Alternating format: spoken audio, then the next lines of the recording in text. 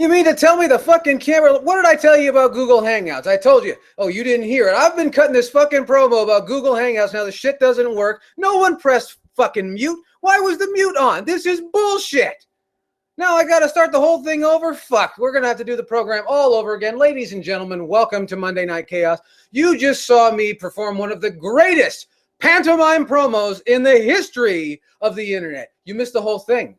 That was going to be my crowning achievement. I took it all back. I explained the whole thing of where I've been, how I cured cancer in South Africa, and I did something about the AIDS epidemic that's going. You don't know about it, though. We can't talk about it. And then there was the Ebola. I solved all the world's problems, and I explained to you how. And fucking Google Hangouts has the mute on. I just went on for 11 fucking minutes. Oh, shit, man. Now I got to explain to you what happened. And Kid Shore, this is fucking bullshit. I don't understand this. Google, they don't even want me on here. That's what this is. This is a screw job. That was fucking insane. I feel like a total dork because it didn't even say mute. I had to go into a menu to find out it was muted. What kind of bullshit is this? My microphone's on. I got to ask permission to fucking talk into it. Man, I was fucking telling everybody how nice. Let me start all over again. Ladies and gentlemen, welcome to the program. Before we do anything else, I want to remind you to check out all the links down below. That's what all this pointing business was about. I really want you to check all the links down below. Find me on Twitter, on Facebook. I did it again. And check me out on there and say hello. Tell me what's going on. Tell me how you feel. And if you're a prick, then I'm going to ignore you. I just wanted to make that clear. I think that's why I don't hear enough is because there's a lot of pricks who watch this program. And, oh, man, just ruin the whole goddamn thing. That's all right. Anyway, check me out on Patreon. I want to talk about that because apparently I'm earning like 39 cents a month. Which means I'm making far more than a farmhand in the Central African Republic, which makes me feel good. How many people can stand and just talk into a fucking, microphone in front of a camera and make as much as a migrant laborer in a third world country? That's something that's actually kind of just sad. Not for me, for them. Shit, you can't even buy a single egg for 39 cents. But anyway, not about to get all dark on you. Welcome to the program. I want you to check all that stuff out. And I'm going to go all the way back. I want to talk about my experiences over the weekend with Kid Shore You Can Powerful Stream. See, now this show's going to have to be longer. And it's going to be a whole bunch of this, and you don't know what any of that was about. But it was fucking hilarious. I cannot tell you. For those of you that can speak pantomime, you guys were in on some shit just thinking it was hilarious. Those are the people that I was trying to reach. You think Atlas caters to niche groups? The Yellkaos program caters to niche groups. People who understand angry mime sign language. That's who we're trying to reach on this program. And if I can find a way to monetize those people, shit, I'll be making like $1 a month on the Patreon. You betcha. But let me tell you, folks, there's some nice people on Patreon who give me a little bit of support each and every month. And I kind of feel like, I don't know, maybe they're nice people. One is Max Johnson. Max Johnson, when I was doing all this stuff, that was about him. Max Johnson, who's on the program quite a bit and has a very interesting avatar. Contributes is one of my patrons, and I appreciate being patronized, and he appreciates my patronage and my patronizing of him, and I hope we continue to patronize each other for a very long time. After that was Jason McKenzie. Jason McKenzie, I don't know you by your handle, but thank you very much. And also this guy, very special guy, to the Bossum Burf. If you don't know the Bossum Burf does some fantastic reviews right here on YouTube in an era where why review something if you can't monetize it? The Burf does it for the reasons that it should be done, because he really loves it and he's a passionate fella. And he comes from way over there in Green Bay, Wisconsin, where some family of mine resonates from. And I just wanted to throw him a happy birthday, because I did throw him a happy birthday. And something you didn't get is when I was doing all the pantomime and stuff like that, I was actually wishing him a happy birthday. And talking about how I went directly onto, it was almost dirty. I went directly onto his Facebook page because the Facebook told me that it's his birthday. And I went over there and I said, have a Bossum birthday. And then I sat here and killed myself laughing. I thought I was really fucking clever, And I just wanted to wish another one over there. And if you're in the mood, go check Boston Burf out. Wish him a belated birthday. You can always do that. I found that out. You know, some people think it's weird, but fuck those people. Those people just have some sort of vendetta against cake. But over the weekend, I was on the Kids Sure You Can Powerful stream. I guess when I was talking about the powerful stream, I always fling my fingers that way. See, somebody should be writing this down. That way you'll be able to understand the program and not have to hear it. You won't have to hear my voice, and you'll still be entertained. It's going to be great. I should move into children's television. Now, who am I kidding? That's the business where they shoot rhinoceroses or something. Now I'm representing Danny DeVito movies. Christ. Anyway, I was on the Kids Sure You Can Powerful stream over the weekend, and it was quite interesting. Excuse me for 1 second.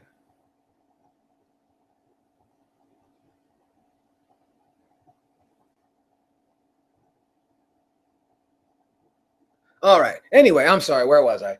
I was on the Kids Sure You Can Powerful stream over the weekend, which I do with Kids Sure You Can, the 10-foot terror from Tokyo Town. Also, Carcamo, the bringer of all things Hispanic or Panamanian on the program, and Andrew, the RPG Machine 86, or as I like to call him, the Beast of the Southeast.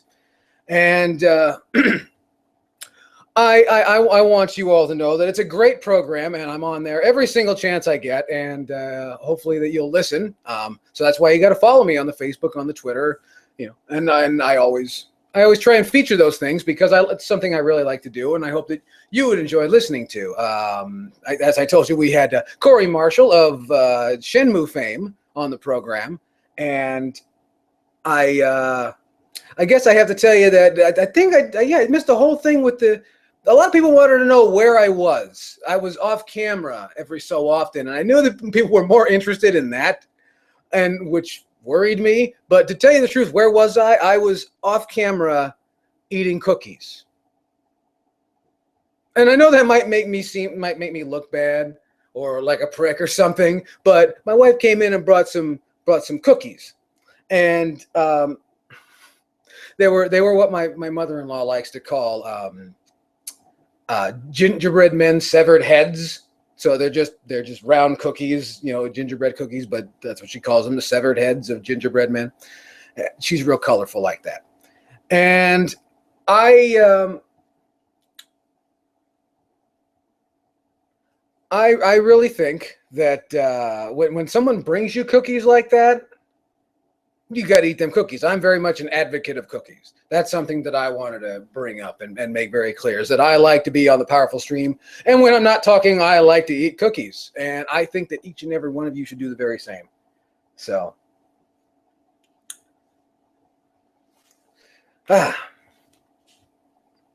nectar cookies, you're just being filthy in there. Don't you be eating filthy when I'm over there. See, Kid Sure You Can's all mad at me for eating the cookies. I'm sorry about that. But, oh, that's right. In Britain, they're biscuits. I'm terribly sorry. I used to know a really annoying guy named Sean, and he would talk about biscuits all the time. And then he got varnish in his hair, and I didn't listen to anything he said ever again after that. So, but anyway, a lot of people are curious where I've been, so I'll give you a quick update of where I've been. I've been working out my Brock Lesnar contract with YouTube. See, what I'm trying to do is I'm trying to get them to pay me to not show up, just like Brock Lesnar. That's what I would love, because if you've seen me, you're watching this right now, you know I'm good at not making content, and I need to figure out a way to make that work for me. I really do. So that's something I wanted to tell you. And okay, I guess I wasn't being vague enough. I'm terribly sorry. But yeah, that's what I'd like to do. I'd like to have a job just like Brock Lesnar. I would love to be paid money to not come to work and then occasionally show up, throw 37 suplexes, and then go home and get paid millions of dollars. This is where my life is going, and that's where I want it to be going. I'm sure lots of people would love that, but that's what I'm working on personally. While we're talking about Brock Lesnar, Sting sucks. We tried to segue into this on the Powerful stream, and I fucked the whole thing up. But I want to say this: Sting sucks, and I'm curious why, if there's any conjecture about why Sting would be included in the WWF Hall of Fame. I mean, I know they're starting to run out of names because, let's face it, they're inducting too many people too quickly, and they're not making legends. That's not what they do. They take fashion models and turn them into, I don't know, slightly uglier fashion models. I love all these pretty girls want to get a leg up in modeling, so they get wrestled, so they get hit in the face. It's like, work or not, I mean, they get hit in the face. That's what these girls want to do. But goddamn Sting, who, let's face it, was much like Sonic the Hedgehog in that he was a logo in need of getting over to compete with another logo that really had no competition at the time. Maybe I'm being vague there. Sting was, and I don't want to tell you my opinion of Sting. Sting was much like the Ultimate Warrior, just a little more, he could actually move. Sting was a fucking bodybuilder who got into wrestling for the money and then stayed because there's not a whole lot of work in bodybuilding either. And, you usually find that bodybuilders, professional wrestlers, Christians, they all tend to run together because, people who need to be bullshitted on a regular basis, people need to be told they're great. Otherwise, they have no reason to exist. Sting strikes me as one of these people. And this idea that he's this babyface icon, there's this idea that what went on at Total Nonstop Action matters, and it doesn't. That has always been some billionaire's hobby, just like WCW. But WCW was run by a television company and who eventually learned something, how advertising works. But now I'm getting into business and talking about something different. Anyway, I think that Sting sucks, and inducting him into the Hall of Fame is just a bunch of cheap heat. Somebody asked me that, and I figured I might as well comment on it. I'm a drink of water now.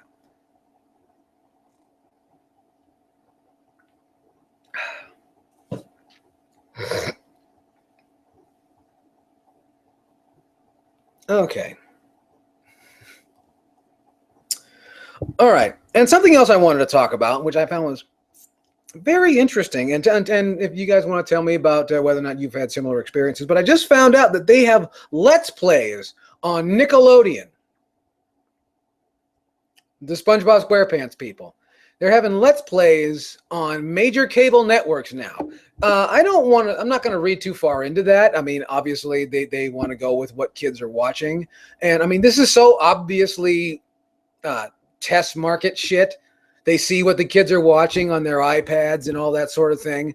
And they try and translate that back to a paid cable television subscription.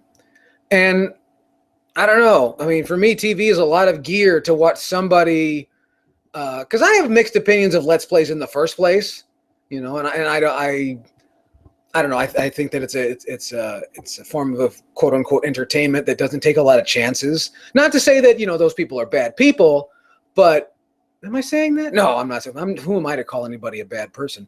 But there's something to be said for that. Somebody that their whole gimmick is that they play somebody else's video game. That's a strange form of focus. It's a strange form of celebrity, even to give someone credit for doing that. I shouldn't talk too much about that, but they are showing these things on Nickelodeon, as I found out, and I don't have so much to say about that. We'll see where that develops and where that goes, because I'd love to see what happens on the History Channel. There'd be like Let's Plays of combat and shit on the Atari 2600. They could go in that direction too. And if they do, I'm going to sue them because I had the idea. Just then, somebody's going to steal that idea from me. It's okay. It's okay. I'm probably not going to do anything with it anyway.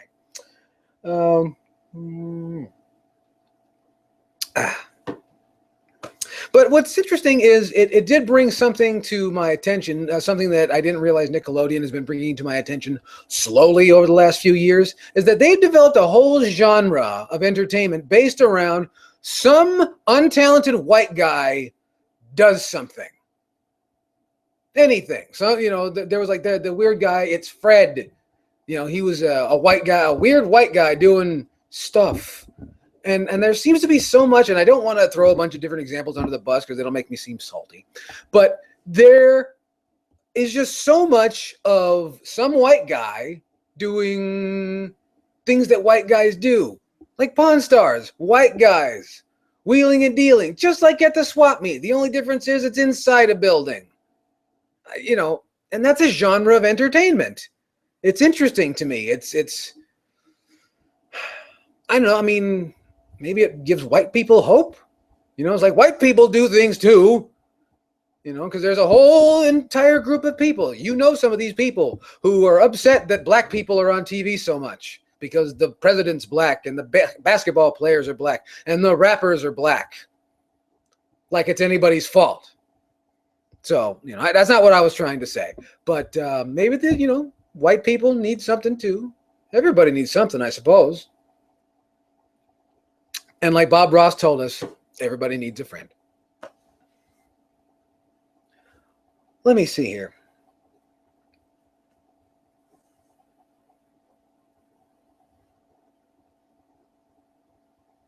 Shadow Choso, I just want to bring to light is just burying most of what I'm aware of in the Nickelodeon universe. So good on you.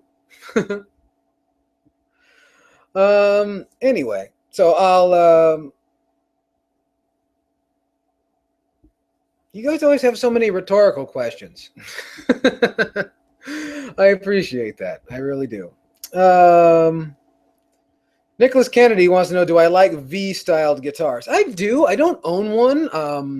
A lot of people who've seen me play and are familiar with what I do in that arena are surprised that I don't own one.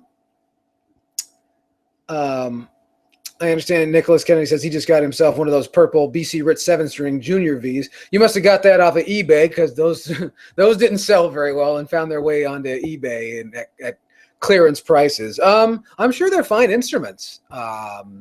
Recent BC Rich offerings, even their stuff that, the cheap Chinese shit has been, very, very decent. If you can get them for cheap enough, they're damn fine instruments. Don't spend a lot of money because they don't. Speaking of which, Winter NAMM coming up very soon. I hope to talk about what I'm excited about. I hope to. Hopefully there's something for me to be excited about. Luckily, I'm a little more interested in synthesizers, modular synthesizers, and things like that, and electronic music. So that gives me a little more to look at when NAMM comes around, because guitars have not really made all that much progress in the last several decades. It's kind of sad too, but it's funny how American corporations convince hardworking American people to spend exorbitant amounts of money on, well, let's face it, old designs. But I don't want to get on that soapbox. I've got another soapbox that I want.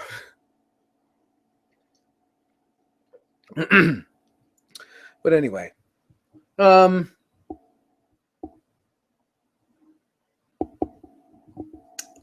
Shadow Leader says he got a Kramer Night V. Kramer's still out there making instruments? I didn't know that. I had heard that they made a comeback, but that was some years ago. Smithy, what was the last game that I played?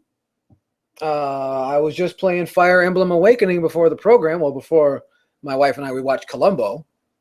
But I was playing Fire Emblem Awakening, playing that again, getting ready for the new one, Fire Emblem Birthright, and I forget, the other one escapes me right now. But getting real amped up for that. Playing a number of games, actually. We just got an Apple TV over here, and it's okay. There's a couple of neat things on there. I've been playing in between Monday Night Raw sessions because I've been watching Monday Night Raw. Watching or playing Pac-Man 256. I think that's what it's called, and that's a lot of fun.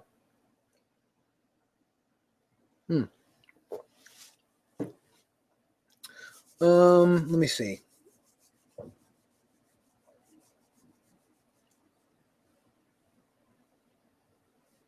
Matt the Tin Tan Man just beat Turok 1. Well, good on you, sir. Good on you.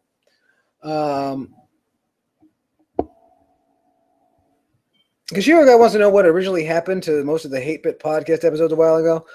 They got taken down for retooling, and then the retooling never got to go on, and so I got many requests, and I just put them back.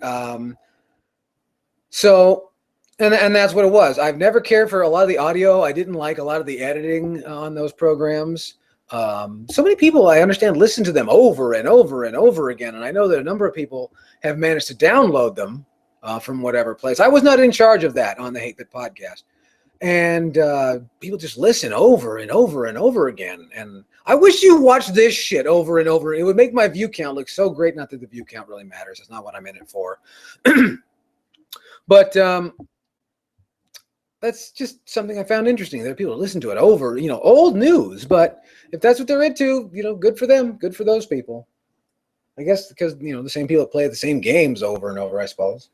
Who am I kidding? I played Jet Moto 2 like 100 times, so.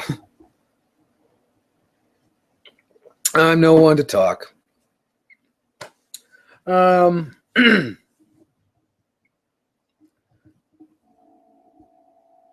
me see here. And Sprites and Bites is here. It's good to see Sprites and Bites. I haven't talked to Sprites and Bites in quite some time. We should change that, sir. Let's get together, have a chat, and see how you're doing. And no talking about poop. Nicholas Kennedy says you listened to season 1 and most of 2 countless times. Yeah, a lot of people seem to say it's so confusing to me because so many people want it to be live, and some people will just be recorded, and I'm not quite sure. I know it has a different energy when it's recorded, which obviously it can be. It can be manipulated. I prefer doing it live just because, I don't know. It just, it has a different air about it. I think doing this, a lot of people have been asking me if I'm going to do any more videos, and I don't really know what to do in terms of videos. I don't, the pickup videos thing, I got burned out on that. I got burned out on a lot of things. And I've always wanted to really kind of, change the program, take it in different directions. That's why there's going to be a change of equipment coming up very soon. We're going to have some new technology and hopefully some backdrops to make us look a little bit bigger and a little more, worth looking at. I'm terribly sorry. I must be all out of shape. I'm getting all hoarse so suddenly. Well, also because I spent 11 goddamn minutes talking to nobody, apparently. Thanks, Google. So, there's all kinds of people that love the ones with Silent Rob, and that's cool, and I know a lot of people are excited because Silent Rob did something the other day or the other month or something. I'm glad you guys enjoyed those. There they are. So,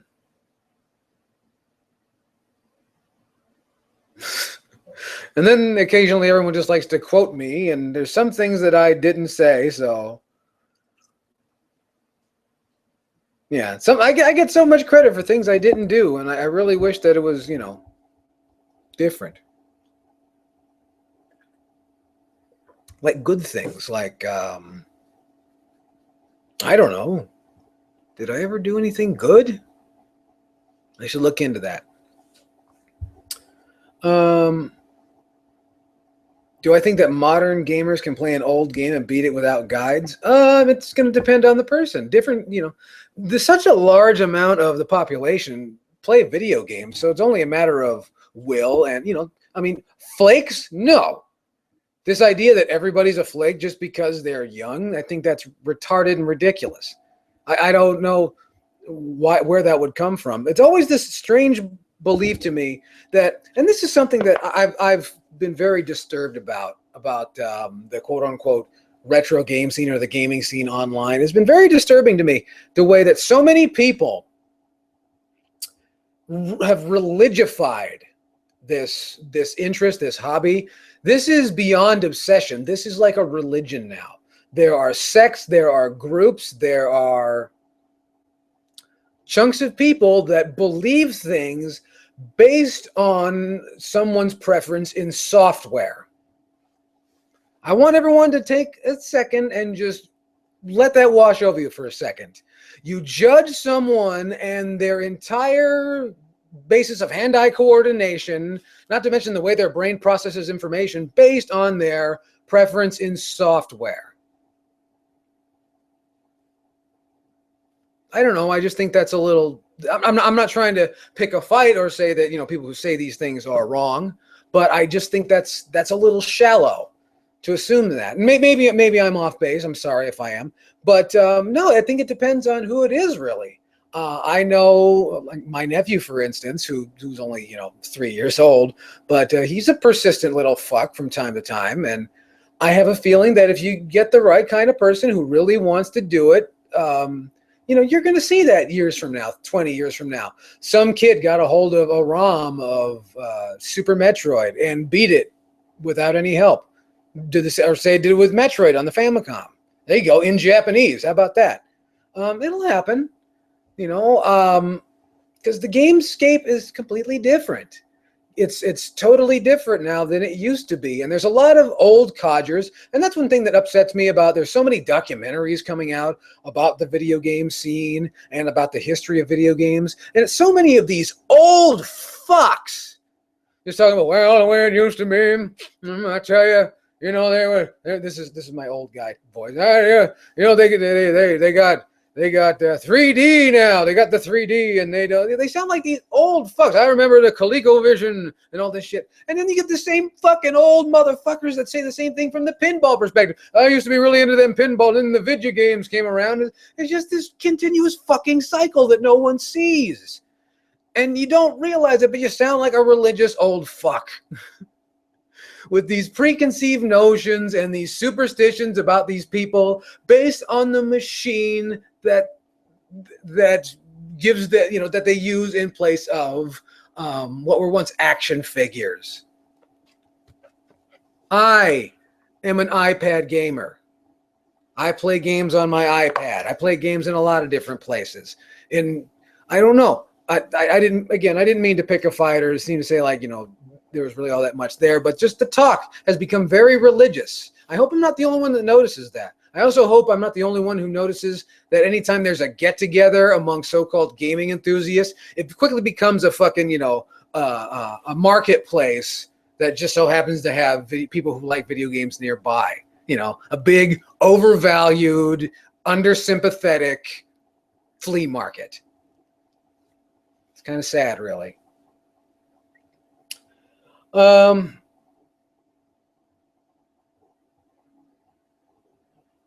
A says that nobody wants to buy ColecoVision stuff. That's funny. I find that's interesting because I've seen ColecoVision stuff places at the flea market and so on, and people asking exorbitant prices. I saw a ColecoVision with some games, and an old Asian man wanted like $130.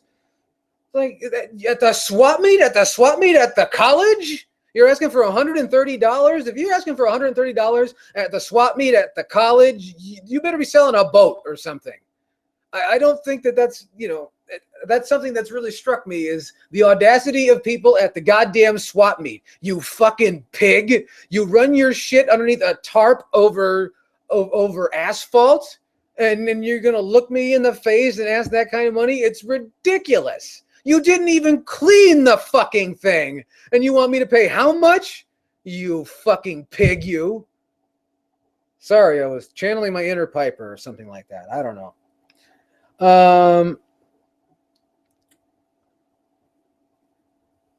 And Shadow Shows says nobody pays for Atari stuff. Well, that's because there's so much Atari stuff out there. I watched a bit of that Atari Game Over fucking piece of shit. I didn't care for it. Howard Scott Warshaw's funny though. I think he's a nice guy.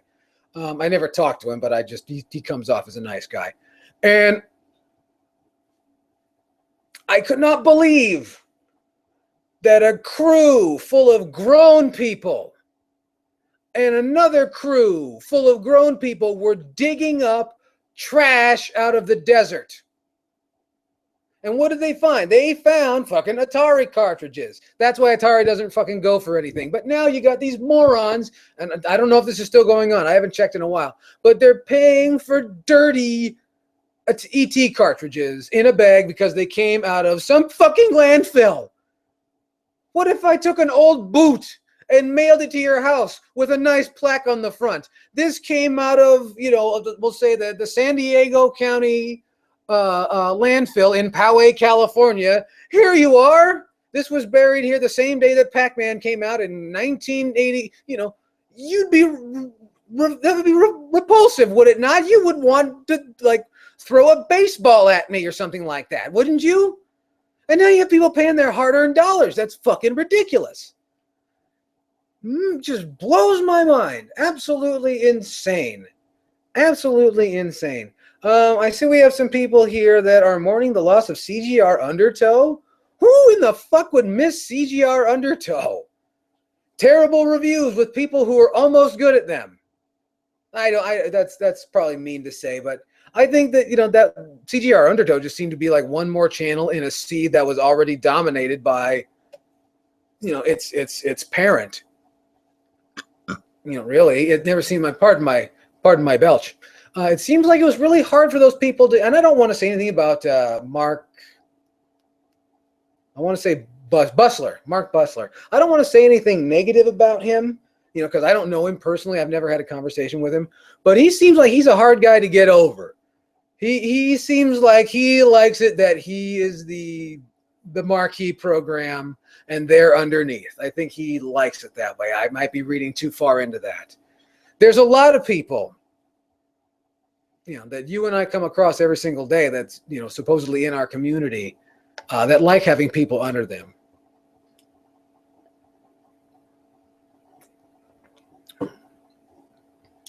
Let me see here. Cliff Fitter says, blame Angry Video Game Nerd for popularizing this fiasco. Don't blame Angry Video Game Nerd. He was just reporting the history. He didn't get a real fucking camera crew. Like, it was, he did what he did, but he didn't get a real fucking camera crew with real people making real money, with real people with real excavation equipment, digging a fucking hole in the ground all damn day and filming the digging of a hole in the ground. That wasn't his fault. He was just reporting history as best he knew how. Good for him. You may not agree with everything he does. You may not agree with everything I do. But the fact remains, all he was doing was reporting history. He had nothing to do with them making a goddamn movie about the digging of a hole in the ground. I'm just saying, it was a movie about a digging of the hole in the ground. I guess if they can make a fucking movie about Battleship, they can do anything, right? Or as you and I know it, Radar Mission.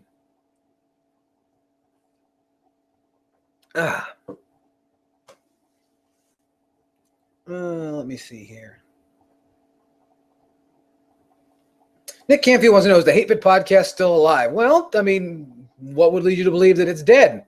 We only seem to come around once a year. Could you really handle an entire year of Hate Bit podcast? Really? You hear how cranky I am on this program and you want to have more of that all the time? No, you don't. You're lying to yourself.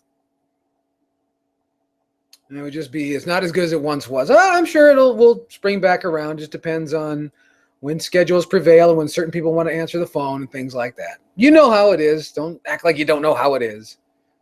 Am I looking forward to Star Fox Zero? Absolutely. Absolutely. Can't wait. I will be honest that I am more excited for Fire Emblem Fates than I am for Star Fox Zero, just because I know it's coming sooner, I guess. So, sometimes that's how anticipation works, at least for me. You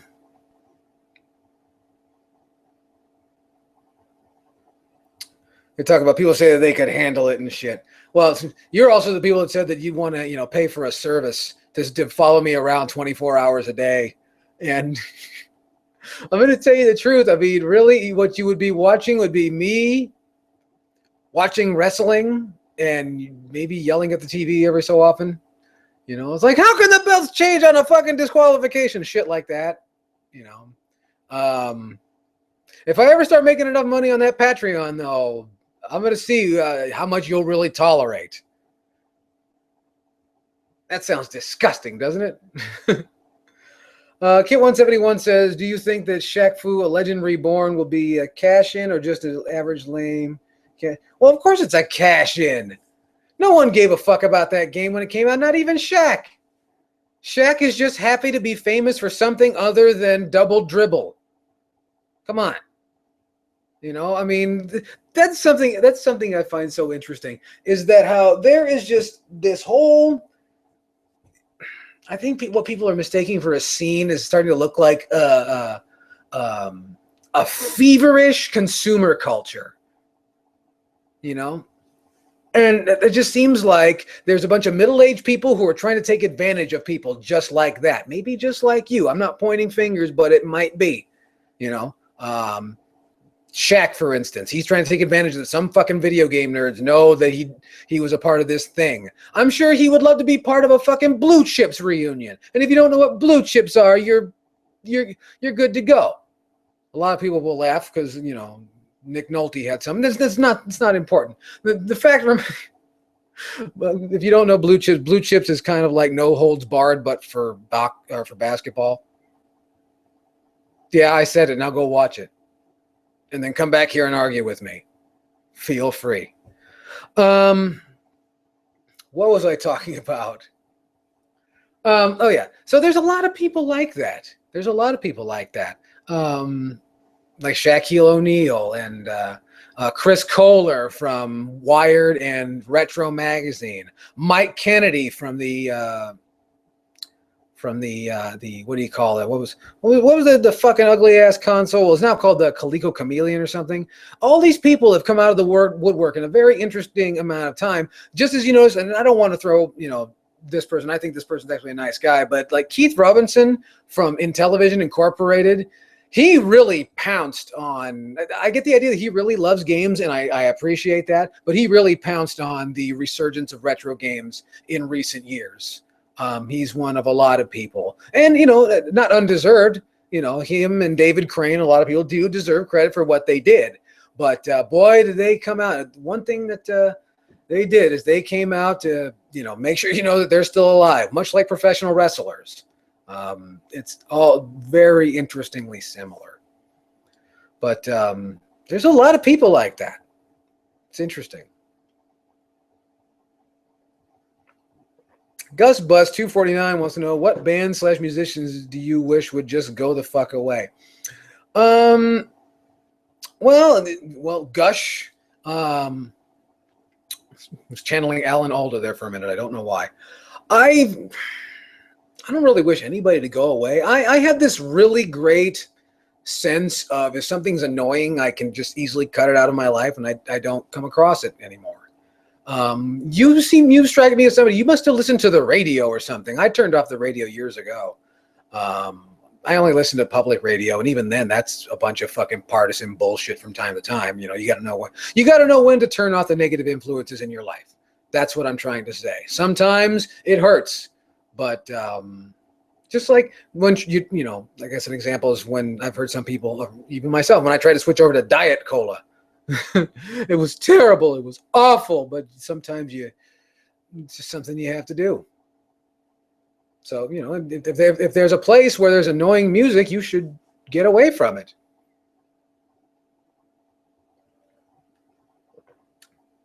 Just get on your streaming service and press next. And, I only have so many skips. Well, that's what you get for being a slave to fucking media companies. And they don't pay artists anyway. God damn it.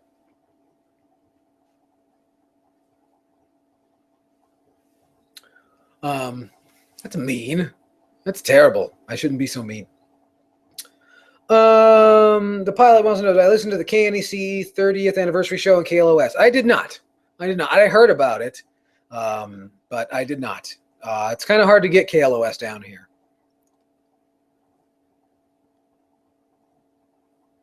Let me see here.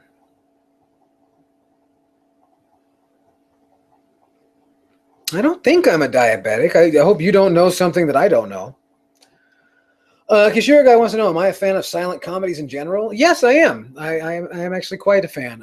Mostly Buster Keaton, and I'm a fan of the Keystone Cops, and that sort of thing. I also really enjoyed Mel Brooks's silent movie. I'm one of like 75 people who enjoyed silent movie. So,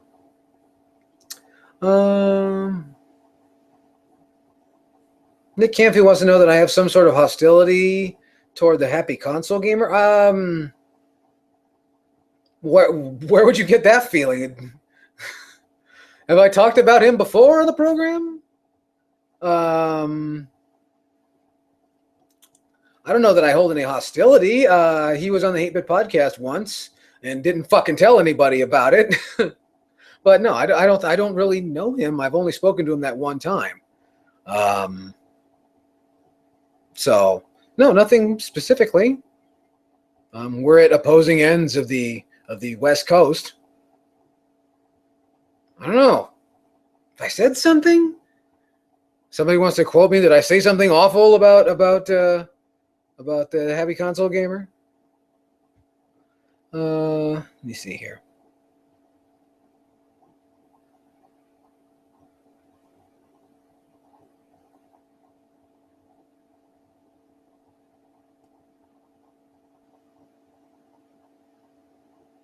Now everybody's recommending RPGs. Sometimes I just have a good time looking at what's going on in there. It's like, you guys are just having a grand old time. I could just go and eat cookies and you guys would just talk amongst yourself. It doesn't matter, right? Oh,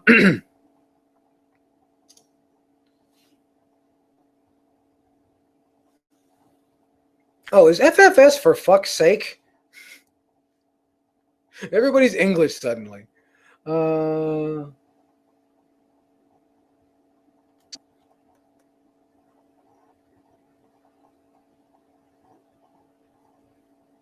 Yeah, that's exactly what I said. He didn't tell anyone, you know.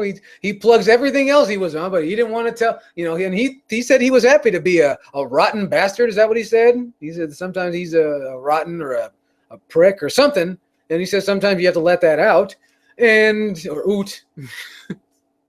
And yeah, he plugs every other fucking program, but he didn't tell anybody he was on the Hate Bit podcast, you know. And you know, you guys know.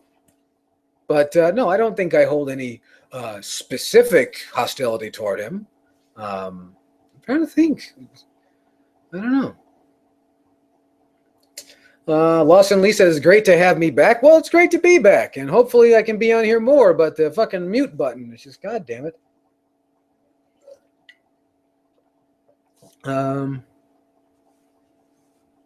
Silent Rob said he doesn't like the happy video game nerd. Oh, wow.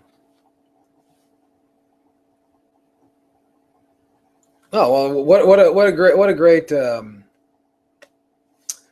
quote there, Lupacillo. Thank you very much. I get the idea that I am Lupacillo's hobby. I just get that feeling, and I'm very flattered. Cliffhanger wants to know: do you think NX, which is Nintendo Cross, I've heard it being called, will be released at the end of this year or the next year? I'm thinking we're not going to hear about it until holiday 2017. I'm sure that information is going to start trickling out probably right before E3 this year. I don't really want to speculate on it. There's all this talk about what it could be, and I'd rather just wait and hear what it is and then speculate from there. It just seems so seedy. Everyone's going after patent documents and you know, it always seems like, you know, there's somebody at a hotel with a flashlight and they're at Nintendo HQ and aha and all that sort of thing. And it's like, it's just a fucking video game machine, you know. For everyone saying they don't give a fuck and they hope Nintendo dies, they're awfully intent on finding out what exactly it is Nintendo's doing. It's like, oh, they're being very secretive. It's like, they're the fucking Japanese. That's what the Japanese do. They also call it a surprise, like at your birthday. Surprise! Yay, oh, this is so exciting. But if you're constantly picking at the fucking paper and shaking it and listening to what it is with a fucking stethoscope, you're not going to be surprised. And it's just going to be like the fucking Wii U all over again. It's like, oh, that's kind of neat. Fuck this thing. It's ridiculous. And it's like everyone's in such a hurry to get bad news. What the fuck is that? I marvel at the amount of absolute, how I wanted to put this a gentler way, but absolute, I need a soft word because that's a bad word. Just miserable assholes on the internet. It's disgusting. But you know, I think we'll hear more around E3. Just everyone's just so miserable about everything. It's like, God damn, you people need to sit down. You need to, you know, go to the store, get some Skittles or Starburst or whatever, taste the motherfucking rainbow, whoever. I think that was Skittles, and have yourself a good time. It's ridiculous. Everyone's being upset. Simon DeGriff wants to know, do I rock Splatoon? Not yet. I don't have... I'm not familiar. I haven't done enough research about the online multiplayer on there, but I don't have enough people stopping by my house to just... That's a game that really needs, heavy local multiplayer, and we just don't have that. My wife and I don't. We haven't had any children, so we don't have that going on. I'm lucky enough that I get my brother-in-law. He stops by and we play Super Smash Brothers for Wii U, which is a great time. But no, I haven't gotten there yet. I haven't gotten into it. I feel bad about that. Smithy wants to know, what are my thoughts on the Bill Cosby controversy? I think it's just a controversy. This is not uncommon for an old man to get railroaded when it's clear that he's sitting on a certain amount of money. And, I think that you have to understand that times change. I don't know many of the details. I don't care. I'm not Bill Cosby's lawyer. What I do know is this just looks like an old man getting railroaded. The same thing they did to James Brown. They made an example of James Brown. They're going to make an example of Bill Cosby. You notice we never found out whatever the fuck Milton Berle and George Burns actually did in their lives, because those people are dead. And Frank Sinatra, all his enemies are dead. See what I'm saying? So, no different.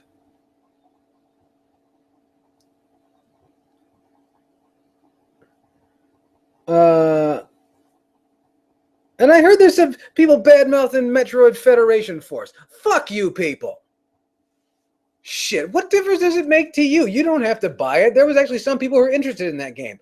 I don't think I was going to pay $40 for it, but it looked like a fun enough concept, something to play around with. It looked largely like a tech demo, but it was something cool to fuck around with. There was all this hate and people want it canceled. Fuck you people. Fuck you and you and you and you. Okay? That's fucking bullshit. I mean, who in their right mind is voting against new games when there's such a slowing in, look at all the games. Games are all fucking remakes and remasters. Still. After all these years, still, those are the biggest names, is all the remakes. And how dare you root against new games? And there's I hear this backlash also coming from the mobile sector, talking about there's too many games and games are coming out too quickly, and it's like, and they don't fit on the app store. It's like, well, then don't get pissed off at the people making the games.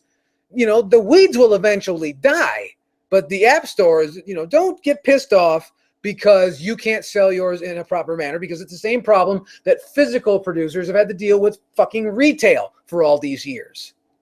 So don't go rooting against games. Let the games stand and make their own impression, and the weeds will die, I assure you. So don't go voting against games. What is that? You're so afraid that you might try something different? Is that what it is? I mean, it may not look like it was a game for everybody, but I just thought that was... I hung my head in sadness when I heard that. Not because, so much the game or the people that made the game, but that this is how it starts. This is how, like I said, what was once a beautiful thing shared by a group of people, a hobby, an interest, it's just become a fucking war zone for religious zealots to hurl barbs at each other and label people things and call them bad names because of their choice in software. I know this sounds like, familiar because we just talked about it, but don't go rooting against games. That's all I'm saying. I don't want to tell anyone how to live their lives, but that's horseshit. To be against a game being released. You don't have to buy this fucking thing. You don't have a store that's going to take up space in your brick and mortar monthly rent store. What is the big deal? I don't get it. What? It's time to drink water. All righty.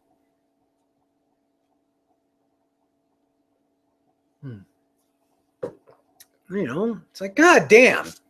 Things are tough right now. At least we can do is have more games. Let me see here.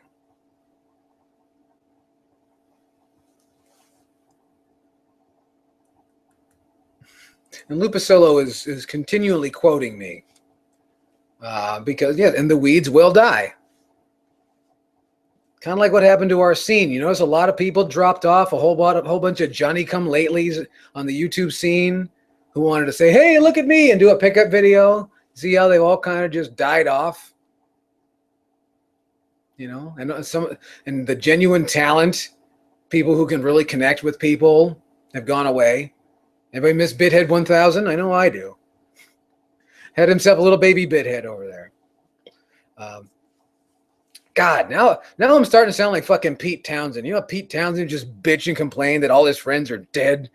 I don't want to be one of those guys. I really don't. But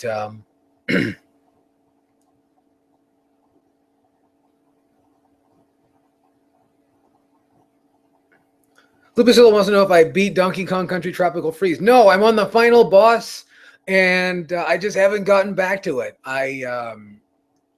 I stumbled into Lego City, and I wanted to complete every last detail of that. And there's just been a landslide of games that I haven't even got to yet. I just got into Shovel Knight on the Wii U, and that took up a little bit of my time. Excellent game design. Really good game. I think it's a little overhyped. Not to say that it's not good. I mean, I'll definitely give it an A, but it would make it seem like the soundtrack is just the greatest thing in the history of chiptunes. It's fine. It's very good. It's very good. In the same way that like when Uli John Roth covered Vivaldi's The Four Seasons. Like Vivaldi's version is better, but Uli John Roth's version is very good. Very good also. So that's what I'll say about Shovel Knight. It's very good. It's I don't think it knocks my socks off, but it's damn good. And I want to say that with the utmost honesty.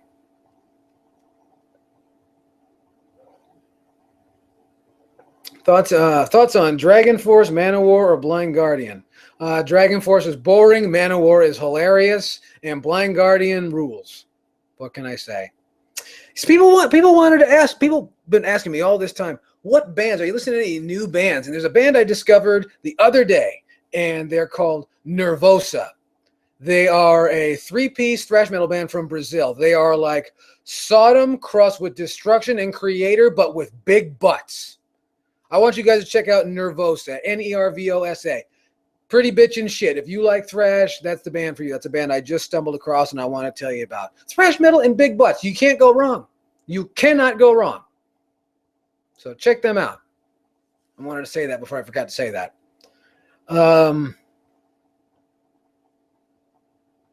Matt the Tin Tan Man wants to know, what are my thoughts on System Shock 3 finally becoming a reality? I don't really care too much about System Shock, unfortunately, so I have no thoughts. I'm sorry.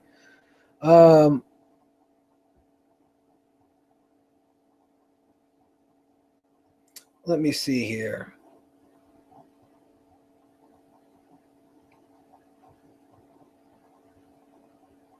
Okay, everyone's going to check out Nervosa. Spice Bites wants to know if I've heard of limited run games. I think I have, but I don't know. What have they done? What have they done? Cliff, you've been on the program. You've seen this. There are no guilty pleasure games. I'm wide open with everything. I feel no guilt. I feel no guilt about anything. Well, except for that guy I killed that one time. But you're not supposed to know about that, and neither am I. Midnight Defender says I should check out Bone Hunter and Speed Trap. Bone Hunter and Speed Trap. They're more Finnish than liver cirrhosis. Okay. Bone Hunter and Speed Trap. I will check those right after the program. Right after. In fact, I'm going to put that in my notes right here. Hold on a second.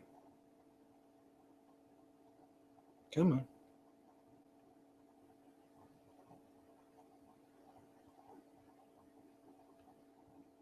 Okay.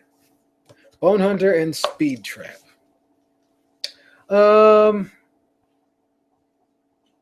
Solo says I should have a show where I pile drive hipsters through a picnic table. Picnic tables are stiff, man. That's not funny. Pile drivers are dangerous. And hipsters they'll die off. Don't worry. Like I said, the weeds will die.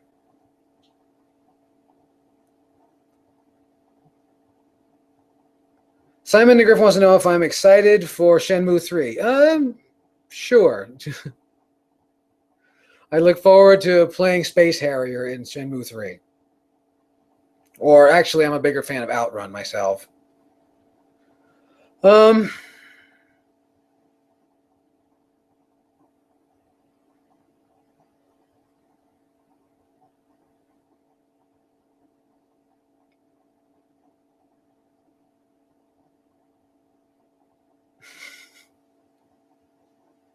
Save the table. Sorry, limited run games. Their team were taking digital only games and making a limited run in physical form. Oh, I have heard about that. And I appreciate that. I think that's kind of neat. I think that's actually really cool. Excuse me, I burped again. I'm terribly sorry. I think that's neat. I think that's really cool. What about them? I did hear something about that. I think that what they're doing is really cool.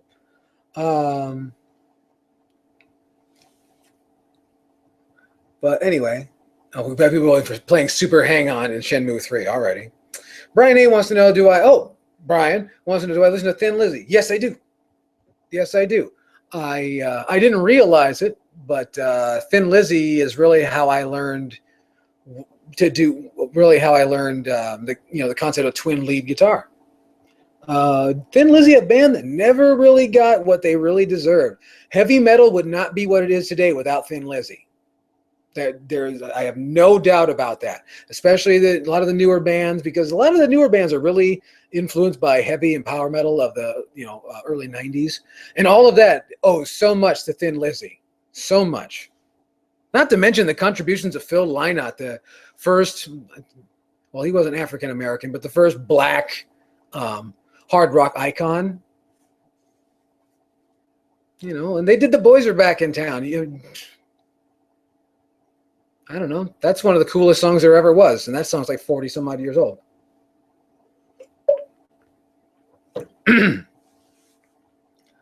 Let me see here. Lupacillo wants to know what cookies are best, Keebler or Pillsbury. Both of those are manufactured shit. The best cookies are made by my wife. Well, my mother-in-law makes some damn fine cookies too. In the kitchen with, flour and eggs and all that stuff, because I don't know. That to me, they make manufactured shit. And they don't even use real chocolate. They use chocolate flavored candy. It's disgusting. It's made with oil. You don't want it, you don't need it. Neither do I. Oh my God, folks, we're after 6 o'clock. I am terribly sorry. I said I was going to cut it off. But, well, I guess we got a couple more questions. We can do that real quick because I'm getting a little hoarse here. I must be out of practice. Cliff Fitter says that his favorite my favorite Police Academy movie. I'm actually a big fan of Police Academy 5 and 6. 6 mostly because it's the only one where they do any actual police work. I was thinking about this earlier today. Thank you for bringing it up. And but yours is Police Academy 4, the one where they do that was the highest budgeted film in the series, and the one where they probably do the least. Like they go in the pool and then they fly hot air balloons, and it's great.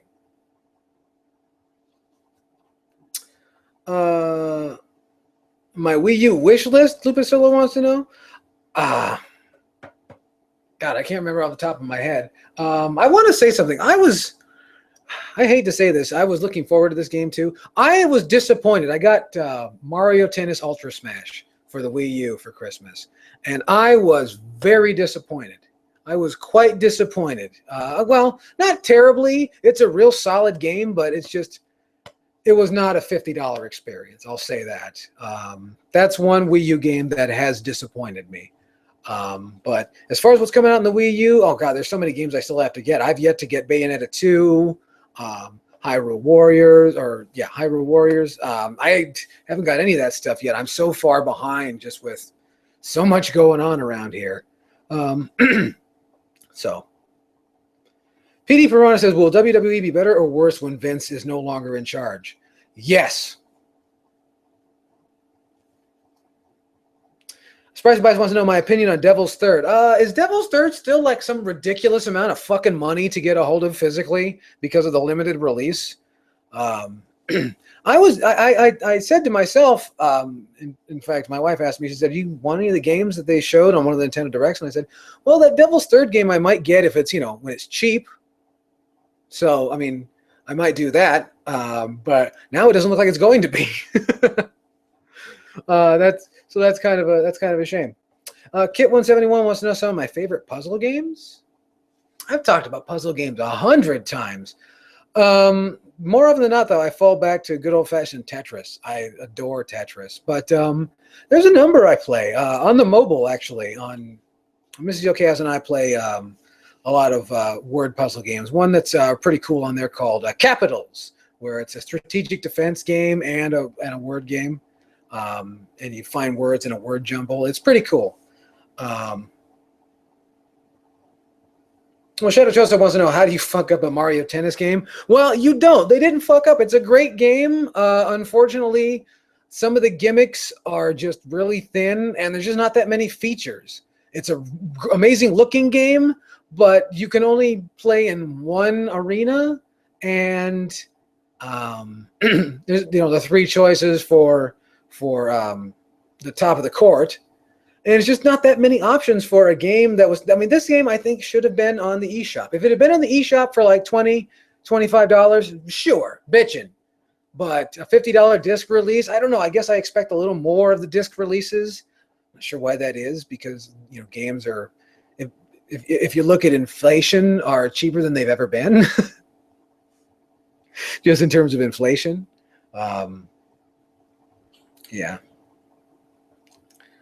Luis Rosa says he saw Devil's Third for $30 a few weeks ago and made the mistake of passing it up. Well, whatever. And Boston Burf's right. Tetris Plus on the PS1 is great. It's stiff. It's hard. It's not as maneuverable as other versions of Tetris. It's not as forgiving, but it's a great time with great tunes, good music on. That's what I. Burf, I want to thank you because I want to close with this. Am I getting Twilight Princess HD? I don't know yet. I haven't decided. I wonder would better to spend the money and get it on the GameCube. I don't know yet. But I want to close with this. Natsume were the people that did Natsume, from the Harvest Moon series. They're the fine folks that published Tetris, they developed, but it was published by Yellkaos, excuse me. But the developers and occasional publishers behind Tetris Plus on the PS1, they also released the Lufia games on the Super Nintendo, which I now understand are going for in excess of $500 and $600 sealed. Essentially what they're doing is they're clearing out an old stock room, but they're asking for collector's prices. And I don't want to say that that's wrong, but it feels sleazy. Doesn't it just a little bit? It's like you're trying to throw shit away, and instead of, doing the reasonable thing and asking face value, you're asking collector's value in an inflated market, which is inflated, or maybe not know is inflated. Actually, how can you be in this business and not know that these are inflated prices? Maybe they just don't care. But it just comes off as sleazy. And I encourage you to do your research about Natsume and what they're doing in that regard, because it's just, it just doesn't sit right with me. But then again, I'm not their target demographic, I suppose. Anyway, that's the program. Thank you very much, everybody. Thank you very, very much for coming out. I really appreciate it. And hopefully we'll be together just a little more often from now on.